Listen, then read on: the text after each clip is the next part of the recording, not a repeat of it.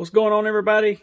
I wanted to do a quick 1 minute Wednesday and talk about how to tie on a Bowmar nose button. Big size, I've yet to see anybody really use that one, and a small size, and of course some serving thread.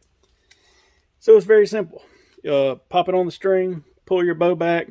You want it at the very, very tip of your nose because you definitely don't want it to roll. This thing is sharp.